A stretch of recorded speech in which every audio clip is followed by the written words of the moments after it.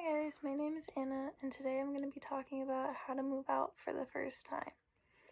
Now, I can relate to this because I'm someone who's actually moving out really soon. Actually, in about 2 weeks, I'm moving out for the first time in probably like 17 years because I haven't moved out ever since I was 2, and I don't remember anything from 13 and below. So I understand how stressful it is and how hard you have to do with like budgeting and moving everything and learning how to deal with your emotions and stress during everything. So I'm going to be talking about all of those things today. So first off, you want to start with having budgets and having checklists.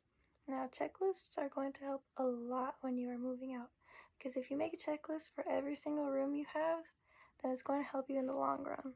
If you have one checklist from your room, such as like getting a bed, bed screens, nightstands, a TV, whatever you think is fitting into your checklist is going to help you.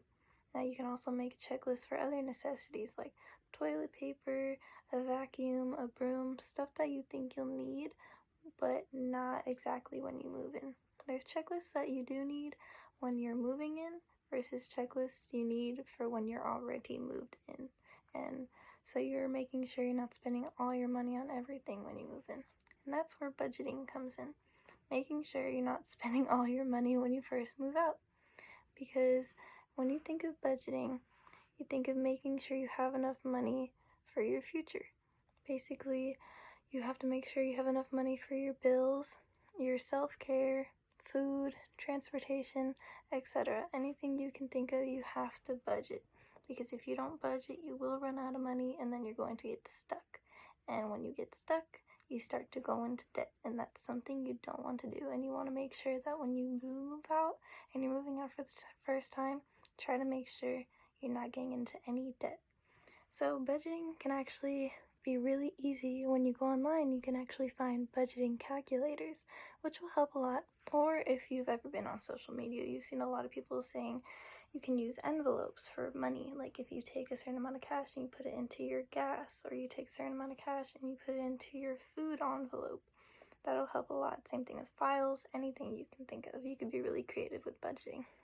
Now, if you're moving out and you're moving out with roommates like me, you're going to have to learn how to live with roommates. Now, for example, when you first move in with a roommate, you're going to want to set boundaries and expectations, such as making sure we all know that we clean up after ourselves in the dining room or in the living room, and making sure that we do our dishes and stuff like that. And make sure when you set those boundaries and expectations, you don't be a hypocrite. Because everyone hates hypocrites when they say, oh, make sure you clean up after yourself in the living room. And then you don't end up cleaning after yourself in the living room. Then that's just going to cause issues, and no one wants issues. That's where addressing the problem comes into hand. When you have issues, there are going to be problems that need to be solved. Now, let's say your roommate is leaving their socks all over the floor. Make sure when you see that issue and it's something that's bothering you, you have to address it as soon as possible. Because bottling up those things inside and having them just do it even longer without saying anything is just going to make it even worse. So it's better to always address the issue as soon as possible with roommates. Because if not, then you guys are just going to stay mad at each other 24/7, and it's not going to be a fun time living with them, and you're going to regret ever wanting to live with them. It's something you want to make sure you don't do. Last thing is emotions and getting homesick, which stress comes into play, and also when you move out for the first time, you are going to get homesick a little bit. Everyone's different, so maybe not everyone gets homesick, but some tips to have when you do get homesick is always try to think positive. When you move out, don't try to be like, oh, I can't do this because my parents aren't here, or I wish I was home because it'd be so much easier. You have to make sure you do it positively. Don't ever have negative thoughts, because when you do, it's just going to eat you up on the inside, and it's just going to make you want to never move out again. And make sure you have friends with you. And let's say like your roommate is your friend. But make sure you always have friends either coming over or talking to them about stuff when you don't feel okay. Make sure you talk to those people and not let it, as I said, eat you up inside, because then that's not going to make your life any fun. make sure to not forget about your parents when you move out. Make sure you give them a call at least once a day. Let them know you're okay, and that sometimes if you talk to them, it'll make you a little less homesick and a little less stressed, because parents, they're also stressed when you move out. So try to make sure that you at least give them a text or a call once a day.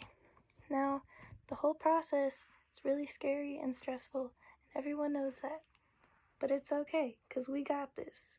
We know we got this. All we have to do is positive thinking, make those budgets and checklists, and learn how to live with your roommates, because if you don't, it's going to be a long journey ahead of you. Thank you for listening.